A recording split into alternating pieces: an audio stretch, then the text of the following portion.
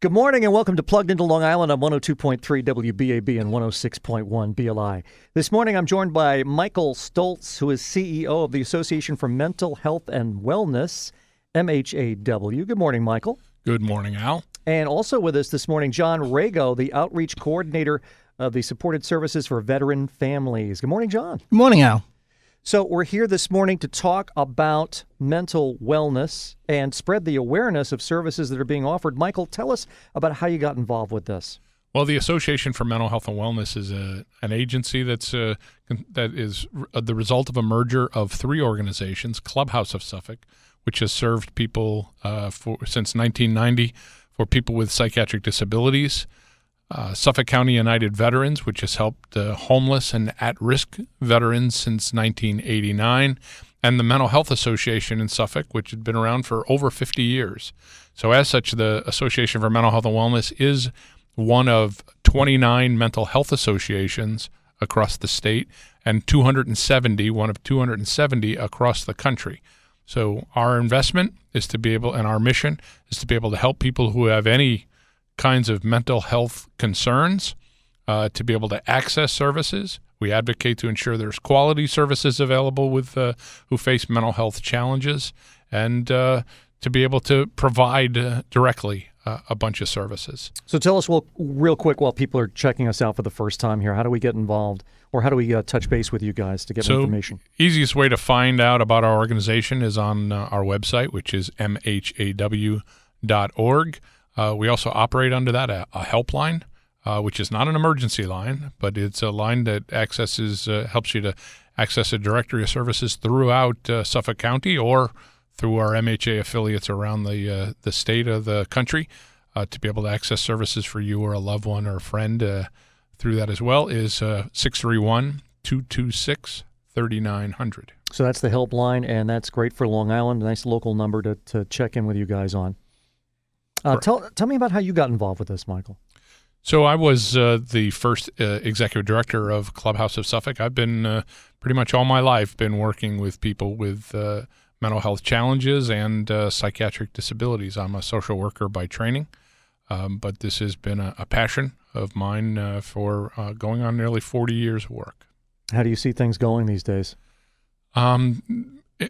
There is a greater understanding. So the biggest piece coming off this week that we've just completed about National Mental Health Awareness Week, where we had over 54 events with dozens of partners like colleges and hospitals and health centers and libraries and such. The greatest change, Al, is that people there's a little less stigma about what mental illnesses are and mental health challenges are, despite things that we still see in the media from time to time and in films, and even things get characterized in presidential elections about kind of what's normal and what's not normal. Sure. But much greater understanding and compassion about people who have mental health challenges. So in that way, a lot better. Great. What's like one of the main things that you think of? What comes to mind that was misconceived that's understood now? Well, as we're kind of approaching Halloween, I guess there have been, things that get portrayed that, about psychiatric hospitals and people with psychosis and things like that are really wonderful for selling tickets and all sorts of, scary movies and putting on the back pages and front pages of tabloids and such, but have nothing to do with reality about people who have mental health challenges. The reality is the vast majority, the most people with mental health challenges are absolutely not dangerous to anybody else. Right. There are fewer people with mental health issues commit crimes than the general population. So a whole lot of myths about risk and danger have historically kind of hampered and led to discrimination and prejudice and such for people with psychiatric disabilities. So that's why we do events like Mental Health Awareness Week, and why even we're doing this weekend our Chili Fest to be able to, have good relationships with our neighbors and our community and such, and help people to see mental health challenges in a more normal and natural limelight. Fantastic. And we're going to get to that. I'll give you some details on the cook-off in just a sec here, but I want to talk to John for a minute here. John, you're with us. outreach coordinator for supported services for veteran families. Tell us how you tie into all of this. Yeah, well, the Supported Services for Veteran Families program is a program from the VA to help homeless veterans and those at extreme high risk of becoming homeless to get back into permanent housing using the Housing First model. But Suffolk County United Veterans, we are the outreach arm of the Economic Opportunity Council of Suffolk, who actually has the grant for this program. Our job is to go out and to inform veterans of the program, and also to find homeless veterans and search for them and try to build a relationship with them and get them to tell them about the services and get them to accept the services to get back into permanent housing. Suffolk County United Veterans also runs a homeless shelter, emergency shelter for veterans, and also we have some transitional and permanent housing also. And we also have 2 food pantries, one in Yaphank and one in Riverhead. Do you find there are a lot of veterans out there who are just not aware of these services that are available to them? Absolutely. It's amazing how many veterans don't know either about the services or even what they're entitled to based on their service. What's interesting, Al, is that many people don't know this, but Long Island is home to more veterans in a municipal region than any other municipal area outside of San Diego. And being an area where there is no active military base, people don't quite understand. But there's over almost 140,000 veterans on Long Island. Wow. Well, great that you guys are here. Why don't you give the number for the helpline again? 631-226-3900. And John could give the number for if anybody knows of veterans who are at risk in any way. Yes, it's 631-924-8088. And that's specifically for the veterans. Great. Okay, let's get to the cook-off. So we have a big event, the 6th Annual Chili Cook-Off and Fall Festival. It honors the memory of Rich Autorino, former president of the USMVMC. Tell me about that. Well, let me just say a little bit about Rich, a veteran of the United States Motorcycle Club. Rich was his nickname was Trooper, and he was a trooper. He was a dedicated volunteer for our organization. We've done another fundraiser we've done in the late spring. Every year has been a motorcycle run and car show, and Trooper was an anchor for this. So we wanted to make sure that after his passing, he sadly passed away in late July, that we honored his memory. So we're going to do it in a fun way because Trooper liked fun and liked big gatherings. So our Chili Fest is something we get maybe 700-800 people in Ronkonkoma at 939 Johnson Avenue. We have about 18 chili teams from local restaurants and caterers and people who just love chili. Yes, there's beer there to help chase the chili. But just a fun afternoon from 12 o'clock to 4 o'clock on Saturday, October 15th, this coming Saturday.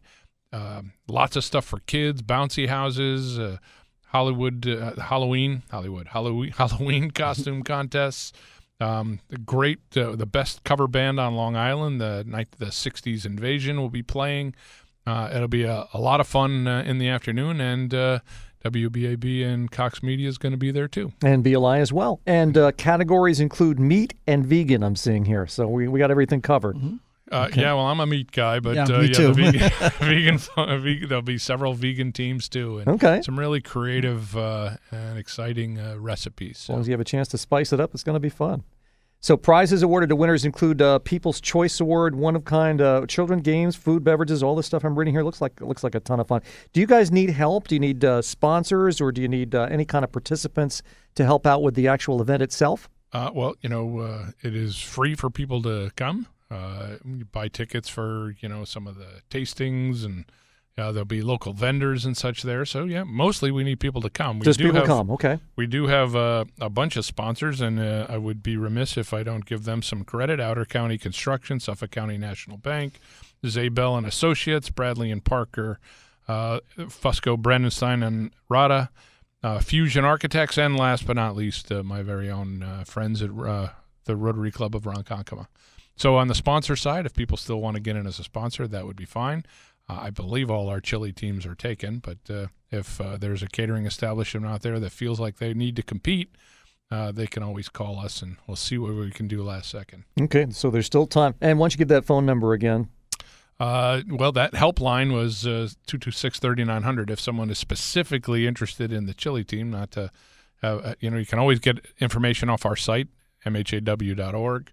But a call particularly about this event is 471-7242 extension 1329. Okay, so MHAW.com and the phone number again? .org, I'm sorry. MHAW.org. Correct. And the phone number again is?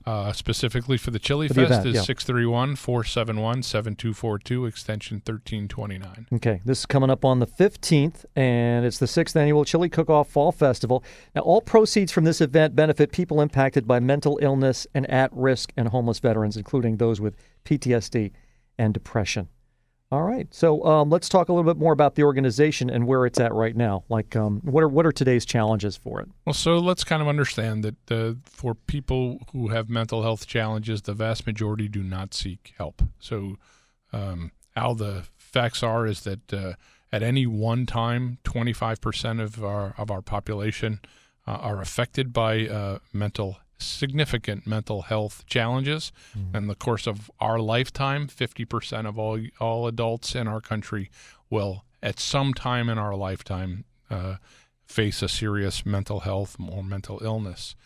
The failure for people to attend to mental health challenges it often kind of results in more complications, for example, of chronic health conditions. So why do when people don't get care for cardiovascular diseases, diabetes, asthma, obesity, cancer, often people don't follow through. The reason often has to do with fears, anxieties, sadness, despair that is underneath those conditions. We've also reached the point where the largest, whereas Long Island used to be home to the largest psychiatric facilities in the world. In the 1950s, we had over 40,000 people who were institutionalized in our psychiatric hospitals. That is no longer where the locus of care is. People don't quite understand that often. But our deinstitutionalization processes haven't always been a great thing. And right now we have, it's always been a great thing, but a consequence of that to some extent is some people are not getting care, and they start getting care in our jails and in our criminal justice system. Yeah. That's part of the tragedy of what's happened in this kind of process. I would assume there's probably some difficulty in interpreting whether it is a mental illness issue on the part of the person or the family as well. That's right, and in particular, as John can tell you from some of the folks that he's met and helped to rescue, among our veterans, that stigma about mental health, that misunderstanding, has unfortunately led to some tragedies such as, we're still facing, the number we used to talk about is 22 veteran suicides a day in our country.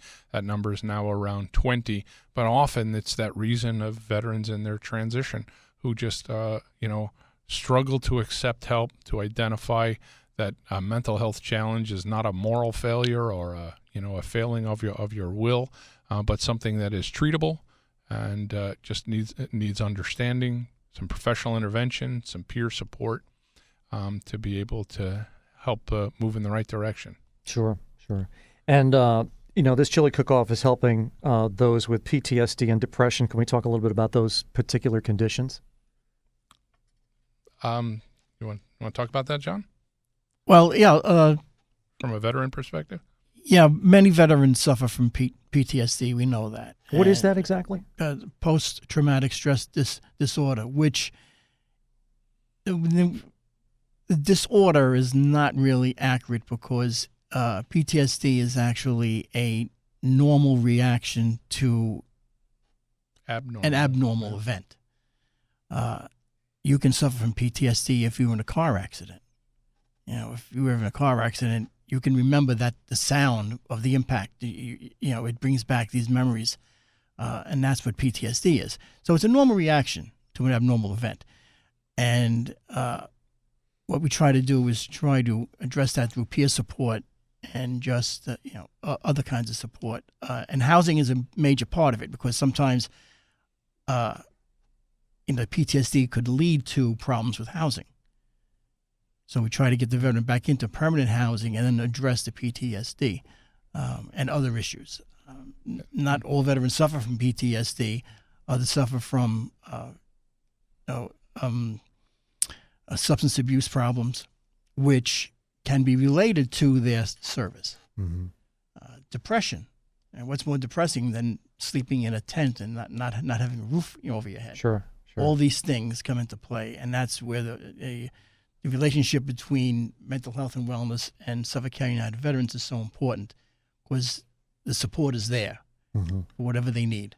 So part of the beauty, Al, of kind of the work that John and his colleagues and teammates do is our veterans services, which are organized under a program called Suffolk County United Veterans, is the umbrella of a number of different programs comprised of predominantly veterans themselves who are trained in peer support, and to be able to engage veterans. Veterans will talk to other veterans a lot more easily than they'll talk to somebody with letters after their name, Mm-hmm. to be able to address issues that are going on in their life, and to be able to, as John, who himself is a Navy veteran, has said that when you talk to veterans, it's not about what's wrong with you, it's about what happened to you, what you experienced. And when you kind of change that, you can have a different kind of conversation. How did you get involved with this, John? Was there a particular experience that motivated you to help other veterans out? Yeah, well, I was actually an appliance repairman for 40 years. I worked for General Electric for the last 24. No kidding. Retired. Wow. Retired about 5 years ago. I was able to secure a position with the town of Brookhaven Veteran Services, and I just wanted to help veterans, and I enjoyed that so much. After I left there, a few months later, this opportunity with Suffolk County United Veterans came up, because this program, Supported Services of Veteran Families, just started on Long Island in 2013. So that's where I came on board in October 2013. We had to start from scratch. We had to hire an outreach team. I have two gentlemen working for me now. They're both veterans, and we work hand in hand with the EOC of Suffolk. And it's just been wonderful. And hats off to Mike, because he gives us so much leeway to help veterans. We're not pigeonholed into doing just one thing. Mm-hmm. And we don't like to say no to a veteran, because, of course, with the VA, there's regulations and there's qualifications for the program. Sure. We don't like to say no and just send the veteran on their way. We try to help them in other ways.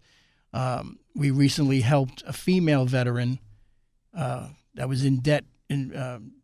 She had $7,000 in rental arrears that she had to take care of. She didn't qualify for SSVF, so I was able to partner with other organizations, and also through my VFW post, 400 in Farmingville, we put on a comedy show, because we do comedy also. Huh. Project 9 Line has a comedy assault team that they started 2 years ago, teaching veterans how to do comedy. So we put the show together, and through the organizations and through the comedy show was held at the Moose Lodge on August 27th, we were able to totally eradicate the arrears. And now this female single mother veteran with 3 children had found new housing, and she found a new job, and she's doing fine. And that's thanks to Mike for giving me the opportunity and the leeway to do these things. Mm-hmm. And it worked out really well. And we've done other things also for veterans that didn't fit into the program. We try to go above and beyond, because the main thing is to get the veteran the help that they need. Sure. Great story, John. Thanks for that. Let's say a veteran's listening right now. What's the best thing for them to do to get in touch with you guys? They can call 631-924-8088. I'm at extension 1505, but there's a menu when they call, so they can find me easy enough. And if I'm not in the office at that time, just leave a message. I check my messages often during the day, because I am out a lot, because outreach is being out in the community. We're also we have a resource table at VA in Northport in Building 200 in the lobby every Monday and Thursday. So any veteran that goes there can come up to our table and all the information. We also have information from other organizations. We try to provide the veterans with as much information as we can, because we get questions on all different topics, not just housing. Sure. So we try to provide the information for them because information is key.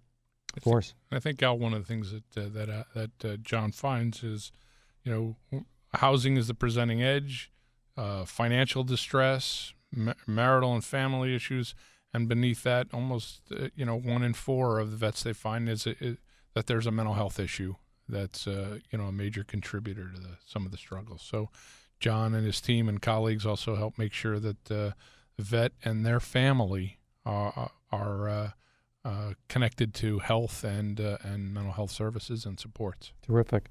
And we're talking with Michael Stoltz, CEO of the Association for Mental Health and Wellness, and MHAW.org, the website on that, and John, the outreach coordinator of the Supported Services for Veterans and Families.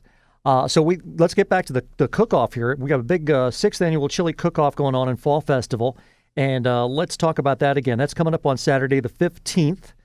And what's going to be going on at this? Obviously, lots of chili, lots of food, lots of fun for the family. You just said it. Chili fun, food fun. You forgot about music, a little bit of dancing, Halloween costume contests, bouncy houses. What do we got? Popcorn and cotton candy and the whole 9 yards. Sounds like a lot of fun. And this is happening at Saturday, October 15th, this coming Saturday, from noon to 4 o'clock at 939 Johnson Avenue in Ronkonkoma. Very much central Suffolk, just south of exit 59. And you're expecting a good turnout, but you'd like to see as many people come out to this as possible, so come on down. Absolutely. Part of it is about raising money, for the organization and the things that we do. It's also about goodwill for people to understand that mental health is a part of all of our lives, and if we can kind of get rid of some of the stigma, that helps people to feel more comfortable to get help if and when they need that. Yep, proceeds benefiting the people impacted by mental illness, at-risk and homeless veterans, including those with PTSD and depression, which we've been talking about today. Let's give that website and those phone numbers one more time. So best for people who are starting out looking for help is to go to our site. That's www.mhaw.org. On there, if you're looking for help, you'll see right in front of you a big button that says Get Help Now. You can click on that, get to a directory, get to a piece that you can send an inquiry, and during the week, during business hours, you can make a phone call, speak to somebody and say, here's what's going on, and help discern, where do I get help? I live on the east end of Suffolk or the west end of Suffolk or North Shore, and get whatever kind of help that you're looking for and get some guidance. And that number is? That direct number for the helpline is 631-226-3900. And for the event itself, MHAW.org will have details? If you're interested in the Chili Fest, if you want to try to be a last-minute entrant, which may not be a possibility, or you have a vendor table, or you want to just come out and have a good time, or make a donation to support our activities, you'd call Ruth at 631-471-7242, extension 1329. And there you go. And the cook-off again is coming up Saturday the 15th from noon to 4 in Ronkonkoma. Guys, good luck. Continued success on your work together. It sounds like you've been doing a great job. Thank you, Al, Thank you so much. This opportunity. And you've been listening to Plugged Into Long Island on 102.3 WBAB and 106.1 BLI.